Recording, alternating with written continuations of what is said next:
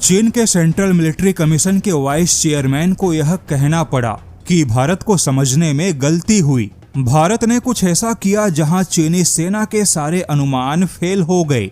मामला कुछ ऐसा है, चीन की चिंता अब केवल भारत के सीमित सैन्य तैनाती तक नहीं है, बल्कि भारत के पावर प्रोजेक्शन का डर अब चीन के अंदर बहुत ही साफ दिखाई दिया। यही वजह है कि हाल के कुछ महीनों में चीनी सैन्य थिंक टैंकों ने और PLA से जुड़े बड़े अधिकारियों की भाषा और उनकी रिपोर्ट में भारत को लेकर स्पष्ट बदलाव दिखाई दिया। यह बदलाव केवल बयानबाजी नहीं, बल्कि भारत की ताकत को लेकर चीन ने पहले जो अनुमान लगाया था, उन सारे अनुमान के ध्वस्त होने का संकेत है। China military science PLA Delhi और चीन के नेशनल डिफेंस यूनिवर्सिटी ने यह स्वीकार किया कि भारत अब केवल बॉर्डर फोकस्ड पावर नहीं रहा।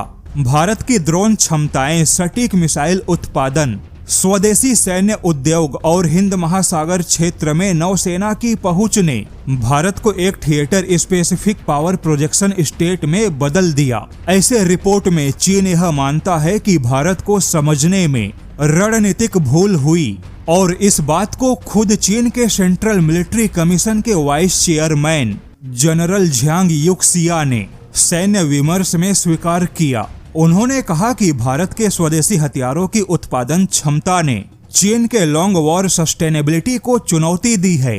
चीन लंबे समय से यह मानता रहा कि किसी भी युद्ध में या किसी भी बड़े टकराव में भारत आयात वाले सप्लाई चेन और राजनीतिक दबाव में फंसा रहेगा, लेकिन भारत ने यहां पर चीन के ऐसे भ्रम को तोड़ दिया। वहीं PLA के ज्वाइंट स्टाफ डिपार्टमेंट के प्रमुख जनरल लियू झेनली ने इस बात को खुलकर माना कि भारत की ताकत संख्या में नहीं, बल्कि प्रिसीजन वेपन, सेंट्रिक नेटवर्क और कॉस्ट इम्पोजिशन कैपेबिलिटी में है।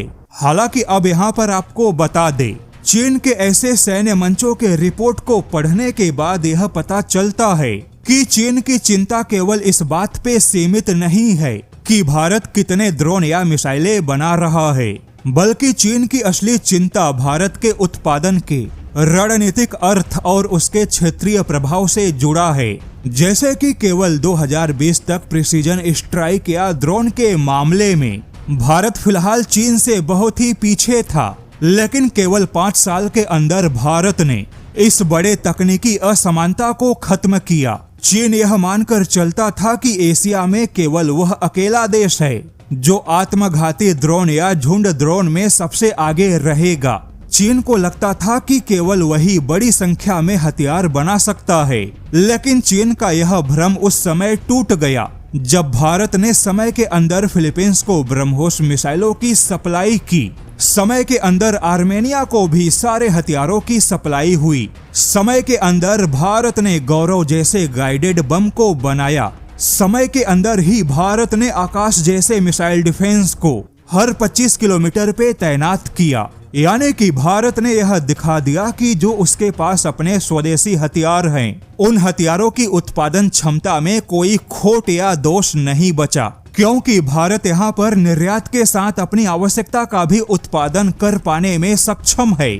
और भारत के हथियारों की यही उत्पादन क्षमता अब चीन को गहरी मानसिक पीड़ा दे रही है, क्योंकि चीन ने हमेशा भारत को तकनीक के मामले में पिछड़ा हुआ माना, लेकिन अब भारत हथियारों की तकनीकी असमानता को तेजी से खत्म कर रहा है।